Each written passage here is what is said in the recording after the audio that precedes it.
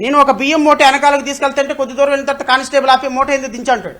అదే ఒక యూనిఫామ్ వేసుకున్న కానిస్టేబుల్ ఒక గంజాయి 100 కేజీల గంజాయి మూట బొండి మీద పెట్టుకుని వెళ్తా ఉంటే వెళ్తున్న పోలీసు కూడా అన్నా నమస్తే అన్నా అంటాడు. ఆ పోలీసు ఆ గంజాయి మూటను పెట్టుకుని వెళ్ళిపోతాడు. ఒక శవాన్ని పెట్టుకొని లోపలికి వెళ్ళిపోయినాడు. ఇప్పుడు ఆర్ఎంపీ డాక్టర్ ఎందుకు ట్రీట్మెంట్ చేశాడు, గవర్నమెంట్ డాక్టర్ ఎందుకు ట్రీట్మెంట్ చేశాడు,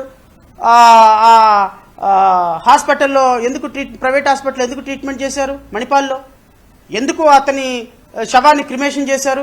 ఒక సామాన్యుడికి ఒక భార్య ఒక భర్తను చంపిందనుకో, ఒక భర్త ఒక భార్యను చంపిందనుకో 2 నిమిషాల్లో బయటపడతారు. ఎందుకంటే డిస్పోజల్ ఎలా చేయాలో బాడీని తెలియదు, ఎక్కడో చోట దొరికిపోతారు. కానీ నెల రోజులు అవుతున్నా ఈరోజు బయటకు వచ్చింది ఆ విషయం. ఎందుకు బయటకు రాలా? పోలీసులకు ఆ ప్రివిలేజ్ ఉంటుంది.